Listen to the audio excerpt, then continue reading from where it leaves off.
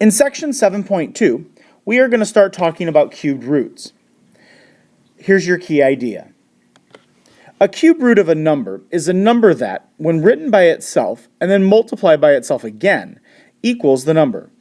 A perfect cube is a number that can be written as the cube of an integer. The symbol, cubed root of 3, the cubed root, is used to represent a cube root. So, perfect cube and cube root are your two vocab words. So here's what it means. You want to figure out what number times itself 3 times. What number times itself 3 times gives you that number. That's a cube root. So, for example, I'm going to put some perfect cubes here. If you do 2 times 2 times 2, 2 to the third power, that gives you 8. 3 times 3 times 3, well, 3 times 3 is 9, 9 times 3 is 27. 4 to the third power is 64. 5 times 5 times 5 gives you 125. These are perfect cubes. So 8, 27, 64, and 125 would be perfect cubes. So for example, write these down. I want you to find each cube root. So on number 1, the cubed root of 8. What number times itself 3 times gives you 8? It would be 2. Now here's the problem. A lot of you have squared roots on your calculator, a button that says square root. But a lot of you probably don't have a cube root. So what you're going to have to do is taking the cubed root of something is also taking it to the 1/3 power. So you would have to, in your calculator, if you do not have a cube root, take 8 and then take it to the 1/3 power. So example number 2. The cubed root of negative 27. What number times itself 3 times gives you negative 27? Well, it has to be negative since our answer is negative, and that would be negative 3. Example number 3. Example number 3 is going to be the cubed root of 1/64. Well, what number times itself 3 times gives you 1? That'd be 1. What number times itself 3 times gives you 64? That would be 4. So your answer, the cubed root of 1/64, would be 1/4. Example number 4, you are going to be evaluating. Evaluate each expression. So we have 2 times the cube root of negative 216 minus 3. So you first have to take the cube root of negative 216. The cubed root of negative 216 will give you negative 6. So this would be 2, use parentheses, times negative 6 minus 3. 2 times negative 6 gives me negative 12 minus 3, which gives me negative 15. Really easy. Number 5. The cubed root of 125 cubed plus 21. Well, right off the bat, you should notice that this right here, if you have a cube root and to the third power, they just cancel each other out. So you are just left with 125 plus 21, which gives us 146. Number 6. The cubed root of 1 is 1. Number 7. The cube root of negative 343. What number times itself 3 times gives you 343? It would be 7. And since it's negative, it has to be negative 7. Number 8. The cubed root of negative 27 over 1,000. Well, what number times itself gives you 27? It'd be 3. What number times itself 3 times gives you 1,000? That'd be 10. And the negative is there, so your answer would be negative 3/10. Number 9. 18 minus 4 times the cube root of 8. That would be 18 minus 4 times the cube root of 8, which is 2.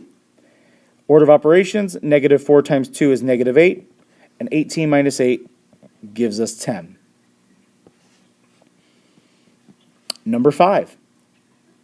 5 times the cube root of 512 minus 19.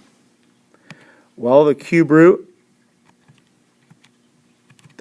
of 512 gives us 8, so this would be 5 times 8 minus 19. 40 minus 19 gives me 21. And this number right here should have been 10. I apologize. Number 11. Now we're going to evaluate x divided by 4 plus the cube root of x divided by 3 when x is 192. So we take the 192 and plug it in. 192 divided by 4 plus the cube root of 192 divided by 3. So the first thing we just do is simplify. Easy elementary math. 192 divided by 4 is 48. Plus the cube root of 192 divided by 3 is 64. Well, the cube root of 64, that gives us 4. And 48 plus 4 gives us an answer of 52. Number 12. The cube root of 8y plus y, and y is going to be 64. So that's going to give us the cube root of 8 times 64 plus 64. Step 1 is just simplify. 8 times 64 gives us the cube root of 512 plus 64. The cube root of 512 is 8, and 8 plus 64 is 72. The last example is going to be finding the surface area